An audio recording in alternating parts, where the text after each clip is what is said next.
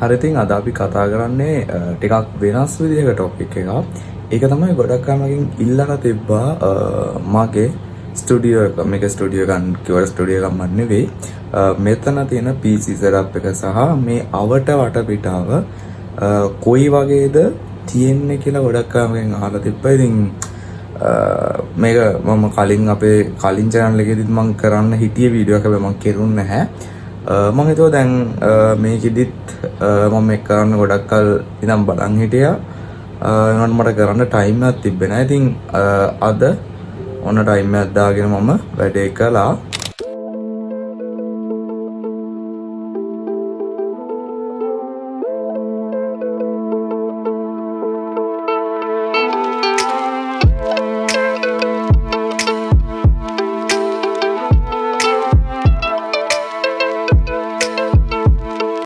අපි බලමු මොනවද මගේ ස්ටුඩියෝ සෙටප් එකේ ඉන්ක්ලූඩ් වෙලා තියෙන සහ කොයි විදිහටද මේ දේවල් හැදිලා තියෙන්නේ, මැෂින් එකේ ස්පෙක්ස් මොනවද, මේ හැම දෙයක්ම අද අපි මේ වීඩියෝ එකෙන් කතා කරමු. Welcome to Hashanki YTC. ඉතින් වීඩියෝ එක වලින් තව පොඩි දෙයක් මතක් කරන්න තියෙනවා. ඉතින් ඔයාලා තාමත් අපේ subscribe කරලා නැත්නම් ඔයාලට පුළුවන් පහළ දෙන subscribe button එක click කරලා අපේ subscribe කරන්න. ඒ වගේම මේ වීඩියෝ එක හොඳයි කියලා හිතනොත් වීඩියෝ එක අන්තිම වෙනකම් බලලා like එකක් දාලා ඔයාගේ feedback එක comment එකක් විදිහට comment කරන්න. හරි මම ඉස්සෙල්ලාම වැඩේ අපේ main setup එකෙන් පටන් ගන්න. ඉතින් මෙතන ගත්තාම ඔයාලට බලාගන්න පුළුවන් ඉතින් අපේ machine එක. ඊට පස්සේ මගේ monitors දෙක, keyboard එක, lap එක, mouse එක, mixer එක ඔයගේ තව audio setup එක සහ මෙතන fiber connection එකට එන ෆෝන් එක තියෙනවා. ඊට අමතරව මෙතන තවත් අපේ එක මොනිටර් එකක් තියෙනවා. ඊට පස්සේ අපි ඔඩියෝ ඩබින් වලට පාවිච්චි කරන අපේ කන්ඩෙන්සර් මයික් එක තියෙනවා. මේක සාමාන්‍ය අපිට ඩිරෙක්ට් අපේ මැෂින් එකත් එක්ක කනෙක්ට් කරන්න බෑ. මේක අපිට මික්සර් එකක් හෝ ඔඩියෝ කාඩ් එක through phantom power දීලා මේ මයික් එක ඔන් කරගන්න ඕනේ. ඊට පස්සේ අපේ headset එක තියෙනවා. අනතුරු අපේ පුටුව තියෙනවා. මේක normal office chair එකක්. ඊට පස්සේ ගත්තොත් මෙතන මේ සයිඩ් තියෙන දේවල් ගැන මම පොඩි විස්තරයක් කරන්න කිව්වොත් මෙතන earbuds එකක්, මෙතන තව පොඩි display එකක්, pencil case එකක්, front base එකක්, මේක Vodafone charging වලට සහ මෙන්න මෙතන අපේ monitors වලට මම setup කරන් ඉන්නවා. මෙන්න වගේ පොඩි sound bar එකක්. මේක ඔය AliExpress එකේ ආරෙම හිටිනවා. දැන් නම් මේවා ගෙන්න ගන්න බෑ. ඩාරාස් වල තියෙනවා උඩ නැහැ. ඒ දේවල් තමයි මේ සිවුර තියෙන්නේ. ඊට අමතරව keyboard mouse තියෙනවා. දැන් සාමාන්‍යයෙන් මම keyboard එක use කරද්දි චුට්ටක් මෙන්න මේ විදිහට lap එක උඩට එන්න යනවා. මේකේ screen එක ලොකු වුලක් වෙන්නේ නැහැ. නැත්නම් මෙතන මේක customize කරගන්න අමාරුයි. ඉතින් වීඩියෝ එකක් වෙනුවෙන් කියලා මම ලොකුවට මේසෙනම් අස් කළේ නැහැ. ඉතින් එහෙම කරන්නත් මට ටයිම් එකක් නැති එක තමයි ගොඩම කේස් එක උනේ. ඊට පස්සේ මෙතන අපේ remote controls place කරන location එක තියෙනවා. ඊට පස්සේ wireless mouse එකක් තියෙනවා. මෙතන ගත්තොත් LED strips වලට ඊළඟට මගේ wall fan එකට උඩ තියෙන exhaust fan එකට සහ Panasonic theater system එක තියෙනවා. තව පොඩි දෙයක් තියෙනවා. මෙන්න මේ වටේට තියෙන LED system එකක්. මෙන්න මේ වගේ LED system එකක් තියෙනවා. මේක ඔයාට මේක අපිට ඕන විදිහට චේන්ජ් කරගන්න පුළුවන්. මේක දෙන්නම් තියෙන sounds වලට චේන්ජ් වෙන විදිහට අපිට මේක මොකක් හරි මොඩ් එකකට දාගන්න පුළුවන්. මෙන්න මේ විදිහේ සිස්ටම් එකක් තියෙනවා. තව අපේ වටේ ගැන කතා කරොත් මෙතන අපි මෙන්න වගේ පොඩි ස්ටිකරින් එකක් ගහලා තියෙනවා. ඊට පස්සේ මෙතන දොර තියෙනවා. ඊට පස්සේ මෙන්න මෙතන තියෙන අපේ අනිත් ලයිටින් බටු ටික සහ ෆර්න ෆයිබර් වෙන්ට් එකක්. and මෙතන ring light එකක් තියෙනවා. මේක ගොඩක් මම use කරන්නේ cam එක use කරලා stable video ගන්නකොට. කියන්නේ මෙතන අපි මම මේ කලින් channel එක නම් ගොඩක් use කරලා හැබැයි මම මේ channel එක හදුවට පස්සේ මේක use කරේ නැතිම තරම්. ඊට අමතරව මේ විදිහට අපි use කරද්දී ගහන flash එක තියෙනවා. තවත් මේ වගේ පොඩි බඩු ටිකක් තියලා දෙන තැනක් සහ මෙන්න වගේ අපේ glass එක තියෙනවා. කන්නටියක් තියෙනවා glass එකක් නෙමෙයි. as මෙතන සෝ කබඩ් එකක් තියෙනවා. කබඩ් එක උඩ පරණ ඩයලොග් රවුටර්ස් මෙන්න වගේ කුණුගොඩ වල ටිකක් තියෙනවා. මම කියවන මම කිසිම වෙලාවක කාමරේ අමුතුවෙන් අස් කළේ නැහැ කියලා. ඒක තමයි හේතුව. ඊට පස්සේ ඇඳ තියෙනවා. ඒක වැඩි අවශ්‍ය නැහැ. ඊට පස්සේ මේ විදිහට කාමරේ වටේ බැලුවොත් ඔයාට මෙන්න මේ වගේ ස්පීකර්ස් 4ක් බලා ගන්න පුළුවන් වෙනවා. ඔයාලට මෙන්න මෙතන තව ස්පීකර් එකක් තියෙනවා and මෙන්න මේ යට තුන පේනවද දන්නේ නැහැ. ඔයාලට මෙන්න මෙතන සබ් එක තියෙනවා.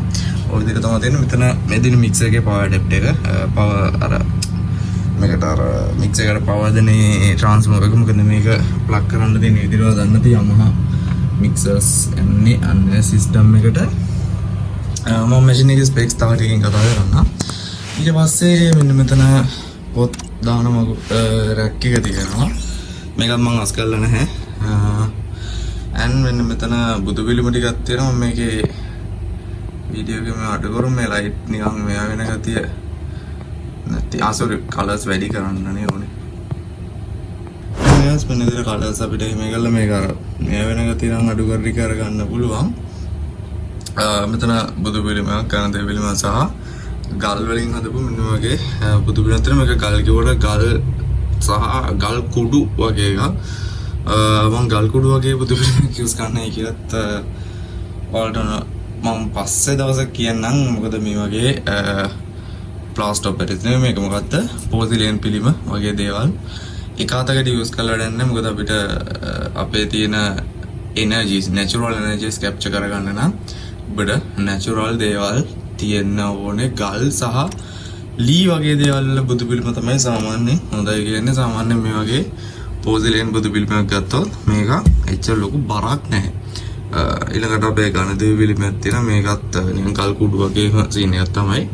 මේ බුදු පිළිම ගත්තොත් ඇත්තටම ලොකු බරක් තියෙනවා ඒක. මට ඉතින් මෙතන උස්සලා වෙන්න උස්සවත් ඔයාලට ඒක තේරෙන්නේ නැහැ. කොහොමද මේක ලොකු බරක් තියෙන මේ සෙට් එකට වඩා මේක ලොකු බරක් තියෙනවා. මේක සම්පූර්ණයෙන්ම ගල් කුඩු. ඒ කියන්නේ මැද්ද හිස් නැහැ. මැද්ද හිස් දේවල් වලට අපි වැඳුම් බිඳුම් කරලා තේරුම් නැහැ. දැන් මේ බුදු පිළිම ගත්තොත් මේකේ මැද්ද හිස් තනිකර. මේකටත් එක අතකට වැඳලා වැඩක් නැහැ. ඒ තරම් ඉස්සර නම් තියෙන හිටිය බුදු පිළිම නිසා මම මේක තියන් ඉන්නේ. සාමාන්‍යයෙන් අපි වැඳුම් බිඳුම් කරන බුදු පිළිම ඩැමේජ් එකක් වුණ නැත්නම් සාමාන්‍යයෙන් අයින් කරන්න හොඳ නෑ කියලා කියනවා. තාමට මේක මිත් එකක් වගේ කෙනෙක්ට හිතෙන්න පුළුවන්. බට් ඒක තමයි එහෙම සින්නක් තියෙනවා. ඊට පස්සේ මෙන්න මෙතන පහළටවත් තාම පොඩි ගොඩවල් ටිකක් සහ පවර් ඇම්ප් එකක් අපිට බලාගෙන හැකියාව තියෙනවා. මේ වෙලාවේ දවල් කාලයක මම වීඩියෝ එක රෙකෝඩ් කරන නිසා මෙන්න මගේ ජනේලෙන් එළිය එනවා බලන්න. මේ කර්ටන් දෙක චුට්ටක් ලං කරන්න අමාරුයි. අපි මෙන්න මොනිටර් එක ප්ලේස් කරලා තියෙන නිසා මෙන්න මෙතෙන්ද මේ මොනිටර් එක ගැන කතා කරමු. මේක මම යූස් කරන්නේ නැහැ. ඔයාලට පේන්නේ නැති යූස් කරන්නේ නැත්තේ ඇයි කියලා. so මේක මම කලින් මගේ setup එකේ මගේ rig එකේ මම යූස් කරපු main monitor එක secondary monitor එක විදිහට යූස් කරපු LED monitor එකක්. ඊට පස්සේ ඔයාලට මතක ඇති මම ASM monitor එකක් ගත්තා. මම මේක ගැන කලින් channel එකේ කතා කරා මට මතක විදිහට. ඒ channel එකට කියලා වෙන්න කලින් තමයි මේක ගත්තේ. මේකේ මම කතා කළා ඒකෙත්. ඒ monitor එක ගත්තාට පස්සේ මගේ main monitor එකේ තිබ්බේ මේකත් IPS panel එකක්. මේකත් IPS panel එකක්. මම අලුත් monitor එක අඟල් 25 monitor එක main monitor එක කළා අඟල් 22 හෝ 3 මට මතක විදිහට. මේක සහ මෙන්න මේක මේ monitors දෙකම same sizes. මේ monitor එක මේක second එක දාලා මම මේක ගත්තා අපේ main monitor එකට. එතකොට මෙයාගේ ඉරි ප්‍රශ්නේ තමයි තිබ්බේ. මට තව monitor එකට යන්න හේතුනේ මෙයාගේ ඉරි තියෙන case එක. ඉතින් මම මෙයාවත් අයින් කළාම දැම්මේ නැහැ. මෙයා මගේ third monitor එකක් විදිහට use කරනවා. ගොඩක් වෙලාවට මම YouTube shorts වගේ දේවල් create කරද්දී මේ monitor එකෙන් තමයි record කරන්නේ. මොකද මම ඒක 9:16 resolution එකට record කරගන්න ලේසි. so ඒ වගේම තව පොඩි දෙයක් කියන්න ඕනේ. මේක ගොඩක් ඔයාලා කාමරේ දොරවල් වහගෙන වගේ ඉන්නවනම් and ඔයාලා AC එකක් වගේ දෙයක් use කරන්නේ නැත්නම් ඔයාලට ගොඩක් වැදගත් වෙන දෙයක්. ඒක තමයි ඔයාලා මෙන්න මේ වගේ අන්න ඔය වගේ පොඩි exhaust fan එකක් use කරන්න. ඔයාලා මෙන්න මේ වගේ exhaust fan එකක් use කරන එකෙන් ඔයාලා දොර වහලා තියෙද්දි වගේ කාමරේ ඇතුලේ තියෙන රස්නේ ගොඩක් දුරට නෙමේ 90ක් දුරට ඔයාලට අඩු කරගන්න පුළුවන්. ඉතින් ඒ වගේ මේ වගේ exhaust fan එකක් එක්ක ඔයාලට තව මේ වගේ exhaust fan එක use කරද්දී ඔයාලට තව universal remote control kit එකක් purchase කරගත්තොත් මෙන්න මේ වගේ ඔයාලට මේක remote control කරගන්න පුළුවන්. මේක ලොකු දෙයක් නැහැ. වගේ සෙට් එකක් තියෙන්නේ. සාමාන්‍යයෙන් මේ exhaust fan වලට මෙහෙම remote controls එන්නේ නැහැ. ඔයාලට මෙන්න මේ වගේ remote control unit එකක් AliExpress එකෙන් වගේ purchase කරන්න පුළුවන්. මේකේ speed control කරගන්න මෙන්න මේ වගේ පොඩි unit එකකුත් ගන්න වෙනවා. මට මේකේ නම නම් මතක නැහැ. මේකෙන් වල ස්පීඩ් 3කට මේක කඩා ගන්න පුළුවන්. මේක කද්ද කියලා මට නම මතක නැහැ. මතක් වුණොත් ස්ක්‍රීන් එකේ දාන්නම්. ඊට පස්සේ මෙතන දෙනවා අපේ ලයිට් ඔන් ඔෆ් කරන එක සහ මේක මේ ෆෑන් එකට දාපු ස්විච් එක. මේක නම් යූස් වෙන්නේ නැහැ. මේ මැද ස්විච් එකට ෆ්‍රී එකෙන් මොකුත් දෙයක් නැහැ. ඒක ෆ්‍රී තියලා තියෙන ස්විච් එකක්. සෝ මම මගේ පස්සේ මදර්බෝඩ් එක බිත්තිය ගහන් ඉන්නවා. මම ඔයාලට මේ ෆෑන් එක ගෙන ඉක්කොත් ඔයාලට පුළුවන් මෙන්න විදිහට මේක රිමෝට් එක ඔන් ඔෆ් කරගන්න. ස්පීඩ්ස් අඩු වැඩි කරගන්න. සහ මේකට මම පොඩි තව දෙයක් මේකේ තියෙනවා. මෙන්න වගේ LED light system එකක්. මේකත් අපිට control කරන්න පුළුවන්. ඒක control කරන්න අපිට ඕන කරන්නේ මෙන්න මේ remote එක. මම මේක light එක on කරලා පෙන්නන්න ඉස්සෙල්ලා. මේ විදිහට on කරලා ඔයාලට මෙන්න මේ remote එක use කරලා මේකේ ඔයාලට control කරගන්න පුළුවන්. මෙන්න මේ විදිහට ඔයාලා කැමති පාටක් add කරගන්න පුළුවන්. මේ විදිහට ඔයාලා කැමති විදිහට ඔයාලට customize කරගන්න පුළුවන්. මම මේක off කරනවා. So ඊට පස්සේ මෙතන අපි පාවිච්චි කරන wall fan එක තියෙනවා. මේක මම කියවනේ මම මේ වීඩියෝ එක කිසිම plan එකක් කරලා ගත්ත වීඩියෝ එකක් නෙවෙයි. ඒකත් ඔයාලට පේනති. fan එක ලස්සනට මේකේ dust වෙලා තියෙනවා. මේක dust එක තියෙන්නේ උඩ. So ඊට පස්සේ අපි internet connection එක තියෙනවා, fiber connection එක. ඊට පස්සේ අපේ plug bases ටික තියෙනවා. So මෙන්න මෙතන voltage meter එකක් මම place කරගෙන තියෙනවා. මේකේ ampere සහ voltage පිනත් එකම පෙන්නනවා.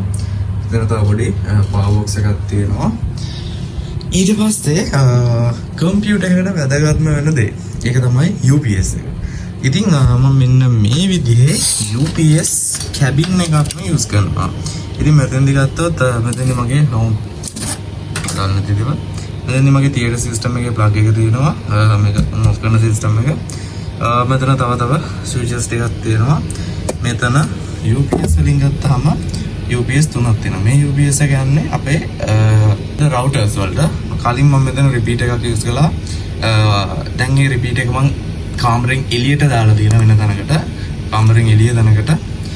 ඒක නිසා දැන් මේ repeat එක මෙතන plug වෙන්නේ නැහැ. හැබැයි ඒකේ power adapter එක දෙනවා. මොකද ඒකට power දීලා තියෙන්නේ. එතනින් power supply එකක් කරන් මේ adapter එකේ මම කැපුවේ නැහැ. වෙනම විදිහකට එතන power දීලා තියෙන්නේ. ඊට පස්සේ මෙතන තියෙනවා මම machine එකට use කරන 1K VA UPS එක. එතන 650 VA UPS එකක් තියෙනවා. මේක මම ගොඩක් mix එකට වගේ දෙන්න තමයි use කරන්නේ. හැබැයි ගොඩක් මේක use කරන අඩුයි. සාමාන්‍ය power එක unstable වගේ දැවුනොත් විතරයි මම මේක use කරලා mix එක මේකට plug කරන්නේ. නැත්තම් ගොඩක් මේක use කරන අඩුයි. හේතුව මේකේ battery එකක් නැහැ. තියෙන battery එක තියෙනවා. ඒ battery එක පොඩ්ඩක් පිස්සු ගේනවා. ඒ කියන්නේ battery එක ගොඩක් drain වෙලා තියෙන්නේ. මම replacement එකට ගිහින් නැහැ. එහෙම scene එකක් තියෙනවා. මෙතන ඊළඟට UPS වල plug ටික තියෙනවා. අතන router වගේ එක මේක main එක. මේක මේ UPS එක. So මේකටත් මම මෙන්න විදිහේ exhaust fan එකක් දාලා දෙනවා. මෙන්න මේ වගේ ඔයාලට බලා ගන්න පුළුවන් cooler master exhaust fan එකක් දාලා තියෙන්නේ. මේක ඇතුළෙත් අපිට වෙනම light එකක් මම place කරලා තියෙනවා. මෙන්න මේ විදිහට low light එකක්. and අපිට තව මෙන්න මෙතන power supply එකක් බලා ගන්න පුළුවන්. මොන power supply එක තමයි මරුම දේ. ඒක on කරාට පස්සේ මෙන්න මේ විදිහට දොරේ සහ මෙන්න මේ ඔරලෝසුවේ මෙන්න මේ වගේ light system එකක් ඔයාලට එනවා බලා ගන්න පුළුවන්. මේ කෙනෙක්ට නම් ගොන් ආදල්ලකක හිතෙන්න පුළුවන්. ඌ ඇත්තටම මේක පොඩි ගොන් ආදල්ලක් තමයි. ඒ හිතිච්ච දේ හරි. ඊට පස්සේ මෙතන අපේ තව ලාච්චු ටිකක් මගේ headset එක දාලා තියෙන එක. headset එක නම් මම මේව කරන්නේ මෙන්න මේ අපේ mic stand එකේම එන අර තද කරන කොටසේ. හරි. දැන් අපි කතා කරමු අපේ PC setup එක ගැන. PC setup එක ගත්තාම මම ඉස්සෙල්ලා කිව්වාගේ අපේ monitors දෙක තියෙනවා. ඊට පස්සේ අපේ වැදගත්ම device එක වෙන system cabinet එක. එහෙම නැත්නම් අපේ මොකක්ද මේකට කියන්නේ?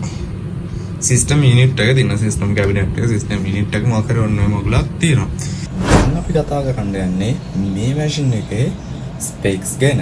ඉතින් මේ මැෂින් එකේ ස්පෙක්ස් ගැන කතා කළොත් අපිට මේ මැෂින් එක ඇතුලේ i5 9 gen CPU එකක් බලා ගන්න පුළුවන් වෙනවා. ඒ වගේම 2020ට කලින් ආව ඕනම ගේම් එක high settings වලින් play කරන්නත් ඊට පස්සේ ආව ඕනම ගේම් එකක් low හරි medium හරි settings වලින් play කරන්න පුළුවන් වෙන විදිහේ RX 580 8GB කියන graphic card එක මේකට include වෙලා තියෙනවා. ඒ වගේම 32GB RAM එකක්, ඒ වගේම 500GB hard disk දෙකක්, 512 SSD එකක්, 512 NVMe එකක් මේ සිස්ටම් එකට include වෙනවා. ඉතින් මේකේ casing එකේ නම නම් මට හරියට මතක නැහැ. ඒ වගේම මේකට watt 650ක power supply එකක් අපි දාලා තියෙනවා. ඒක Optimus කියන brand එකකින් තමයි අපි power supply එක select කරලා තියෙන්නේ. ඒ වගේම මේකේ ඔයාලට ARGB fans වලින් ගත්තාම ඉස්සරහ 3යි උඩින් fans දෙකකුයි මේකේ පිටිපස්සේ liquid cooler එකේ රේඩියේටර් එන fan එකයි තියෙනවා. මේකට dark flash single fan radiator එකක් include වෙන්නේ. ඉතින් motherboard එක විදිහට ගත්තාම මේකේ motherboard එක තියෙන්නේ Gigabyte Aorus කියන brand එකේ Z series motherboard එක. Z 350 370 390 මොකද ඔන්න ඔය වගේ එකක් හරියටම ෆොටෝ එකක් දාන්නම් පැත්තෙන් තියෙන්නේ. ඉතින් ඔන්න ඔය ටික තමයි මේක ගැන ස්පෙෂලි අපිට කියන්න දෙන්නේ. ඉතින් 2025 එද්දි සම්පූර්ණයෙන්ම අපේ වීඩියෝ රෙකෝඩ් කරන ස්ටුඩියෝ එක නැත්නම් ලොකේෂන් එක ස්ටුඩියෝ කියන්නත් බෑ. ලොකේෂන් එක මෙන්න මේ විදිහට තමයි ඔයාලට බලා ගන්න පුළුවන් වෙන්නේ. හරිද? අපි මේ වීඩියෝ එක පුරාවටම කැමරාස් දෙකක් එහෙම නැත්නම් iPhones දෙකකින් shoots කරලා තියෙනවා. ඔයාලට පුළුවන් නම් අන්නේ iPhone දෙකකින් shoot කරපු footages කැඩුනේ කොතනින්ද කියලා පහලින් කමෙන්ට් එකක් දාන්න. ඒ වගේම ස්ටුඩියෝ එක කියන්නත් බෑ. ඒ වචන මම කිව්වට ඔයාලට මේක ගැන අපේ වීඩියෝ එක ගැන සහ අපේ channel එක සහ මෙතෙන්ද මේ වටපිටාවට තව ඇඩ් වෙන්න මොන හරි දේවල් තියෙනවා නම් ඒ වගේ දේවල් වල suggestions ඔයාලට දෙන්න පුළුවන්. ඒකත් පහලින් කමෙන්ට් කරන්න කියලා මතක් කරනවා.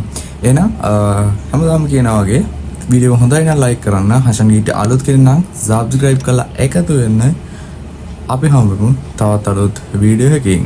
Thank you for watching this video.